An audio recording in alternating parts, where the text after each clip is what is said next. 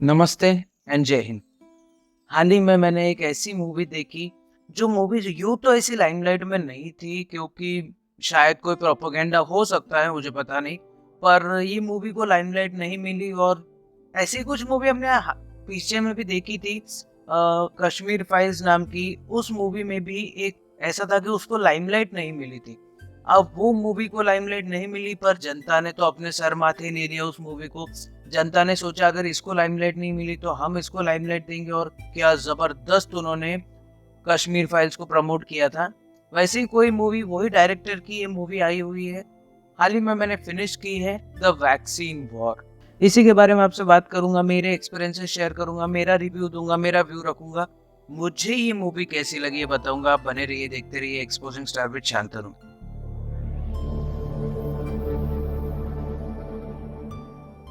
तो हाल ही में मैंने एक मूवी देखी, उस मूवी का नाम है द वैक्सीन वॉर।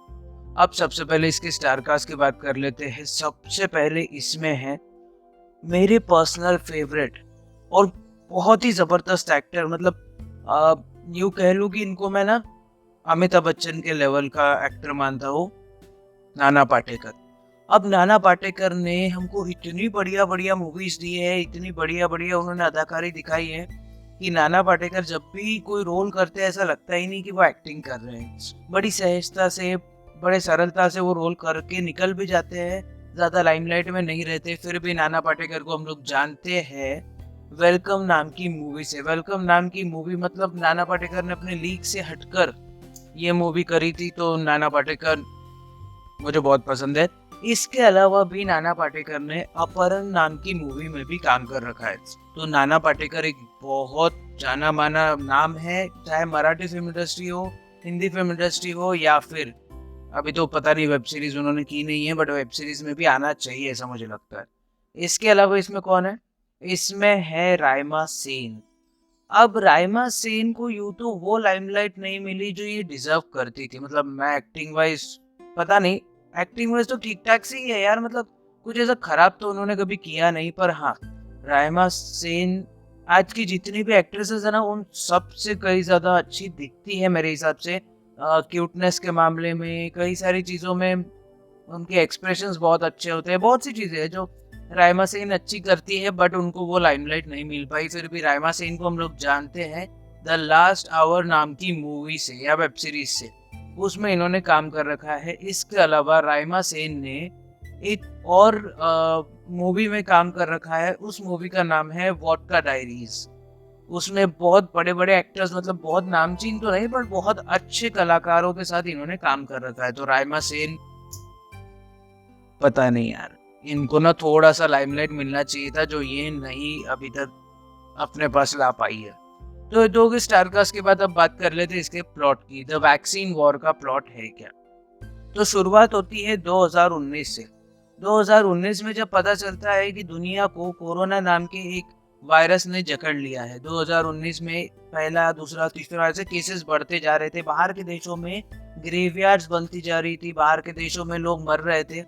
तब इंडिया इस सब चीजों से डील करने की कोशिश शुरू करता है, क्योंकि इंडिया के पास में इंफ्रास्ट्रक्चर डेवलप ही नहीं होता है। आप खुद सोचिए, 60-65 साल हो गए थे हमारी आज़ादी को, पर हमारे पास में मेडिकल फैसिलिटीज के ऊपर में, इंफ्रास्ट्रक्चर के ऊपर में कोई खर्चा नहीं किया गया था उस समय में।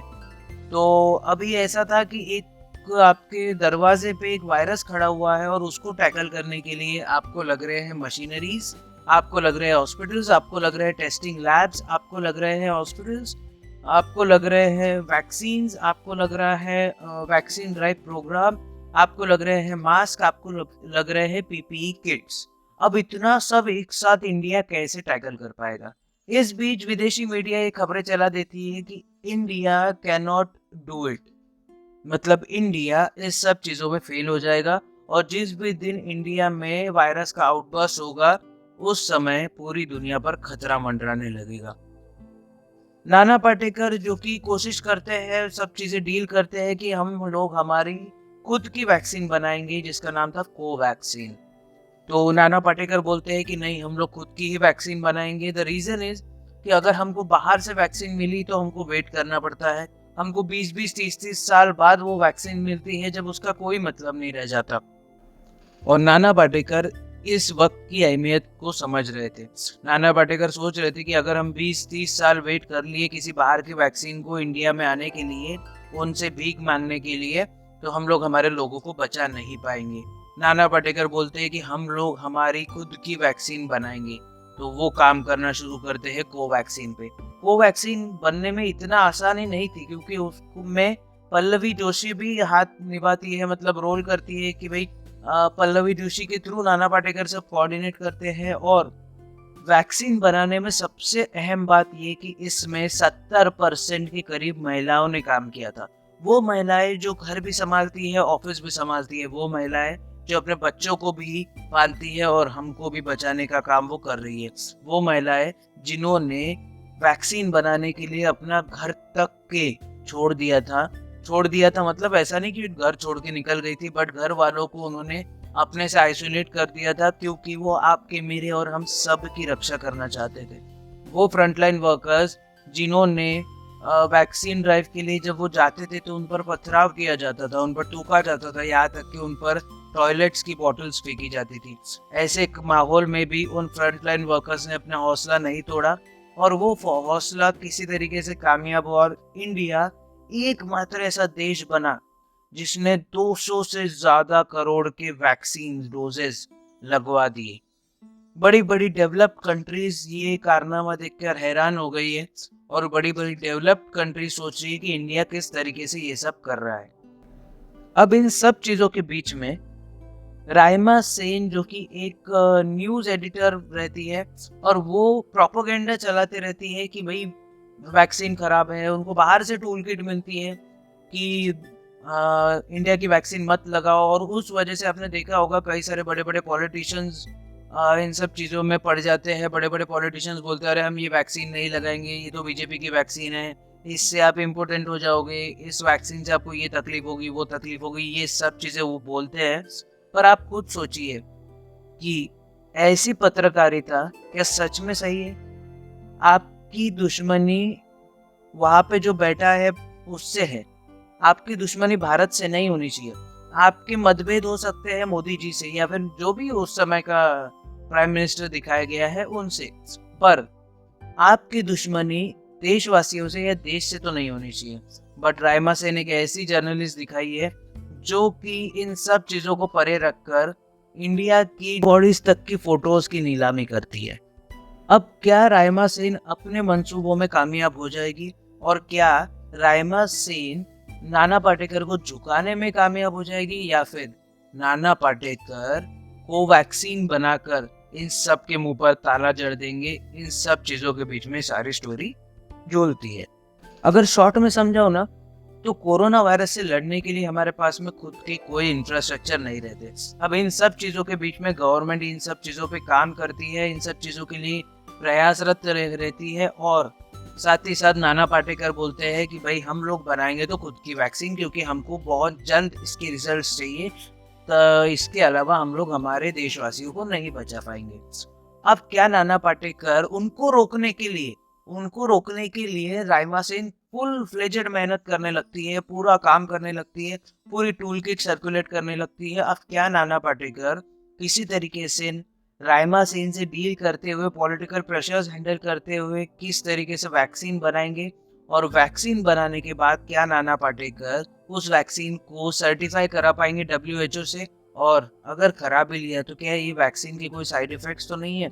इन सब चीजों के बीच में ये सारी स्टोरी झूलती है। तो स्टोरी की बात कर लेते हैं इसके एक्टिंग की। एक्टिंग मुझे कैसे लगी यार? नाना पाटेकर जबरदस्त एक्टर है यार। मैं हमेशा से बोलता आ रहा हूँ कि ये ना अमिताभ बच्चन के कैलिबर के एक्टर है। इनफैक्ट मैं थोड़ा 1-2% उनसे ज्यादा ही बोलूंगा, क्योंकि इन्होंने नट सम्राट नाम की एक मराठी मूवी थी, उसमें बहुत तगड़ा रोल किया था। तब से तो मैं इनका अलग लेवल का फैन हूँ, पहले भी था बट उसके बाद से मैं और ज्यादा हो गया हूँ।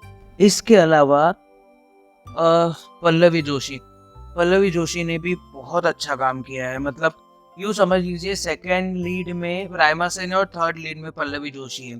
तो पल्लवी जोशी ने भी बहुत बढ़िया काम किया है। पल्लवी जोशी की एक्टिंग मुझे अच्छी लगी। राइमा सेन में ना यूँ तो आप ये कह सकते हैं कि आपको कोई फ्लॉ नहीं नजर आया एक्टिंग में इनकी, पर ना प्रॉब्लम ये है कि लोगों को ना छोटी-छोटी चीज़ें पकड़ने की आदत रहेगी और वो पकड़ेंगे ज़रूर। उसमें आप देख लीजिएगा, आपको समझेगा क्या बोलना चाह रहा हूँ। तो एक्टिंग से मैं ऑल इन ऑल बहुत ज़्यादा खुश हूँ, मुझे एक्टिंग सबकी पसंद आई है। तो ये तो कि एक्टिंग के बाद अब बात कर लेते हैं इसकी स्टोरी की। स्टोरी मुझे कैसी लगी? यार स्टोरी मुझे अच्छी लगी। मतलब पता नहीं, शायद प्रोपेगेंडा हो के आ जाए कि ये स्टोरी को कोई 1 स्टार दे रहा है, कोई 2 स्टार दे रहा है, कोई 1.5 स्टार दे रहा है, कोई तो बोल ही रहा है बकवास मूवी है, कुछ भी बोल सकता है। सब फ्रीडम ऑफ स्पीच है ना, हमको दी गई है हमारे पूज्य संविधान के निर्माताओं ने।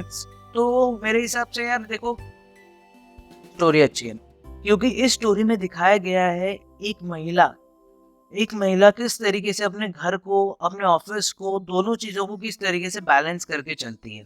हम लोग ऑफिस जाते हैं या काम करते हैं, उसके बाद हम लोग घर के कोई भी काम को हाथ नहीं लगाते हैं, और वो महिलाएं ऑफिस भी करती है, देश को भी बचाती है, घर के काम भी करती है, बच्चों को भी संभालती है। ये सब चीजें वो महिलाएं कैसे करती है, किस तरीके से बैकड्रॉप में उनको क्या क्या प्रॉब्लम्स फेस करने पड़े, ये सब चीजें ये स्टोरी आपको बताएगी। थोड़ी आपको बोर स्टार्टिंग में लग सकती है, आपको स्लो, पूरी मूवी स्लो लग सकती है, पर ये कोई मसाला मूवी नहीं है कि आप वहाँ पे जा रहे हो, आपको एक्शन देखने मिले, फाइट देखने मिले, डांस देखने मिले। ये मूवी एक्चुअल में एक मूवी है जो आपको देखकर सिखाती है कि एक जो वैक्सीन का डोज आपको लगा है, उस वैक्सीन के डोज के पीछे कितने लोगों की कड़ी तपस्या है, कितने लोगों का मेहनत है, कितने लोगों की उसमें खून पसीना मिला हुआ है। तो इन सब चीजों के लिए आपको देखना चाहिए मेरे हिसाब से वैक्सीन वॉर। अब मेरे हिसाब से तो आपने देखना चाहिए, पर आपको देखना है या नहीं ये तो आप पे ही छोड़ता हूँ। और ये जरूर कहूंगा, जब भी आप वैक्सीन वॉर देखिए अपने फैमिली के साथ देखिए, क्योंकि आपको पता चलेगा कि आपके माँ बाप आपके लिए कितना स्ट्रगल करते हैं, दिन रात मेहनत करते हैं, और किस तरीके से वो भी खुश नहीं होते जब वो आपसे दूर अपने काम में रहते हैं। ये सब चीजें आपको वैक्सीन वॉर सिखाएगी। आशा करता हूँ जो मैं आपको कहना चाह रहा था, जो बोलना चाह रहा था, जो रिव्यू देना चाह रहा था, वो सही से आप तक पहुंचा होगा। और अगर मेरे पास में और भी कोई टॉपिक आता है तो उसके ऊपर मैं एक वीडियो बना दूंगा। तब तक के लिए आप बने रहिए, देखते रहिए एक्सपोजिंग स्टार विद शांतनु। जय हिंद।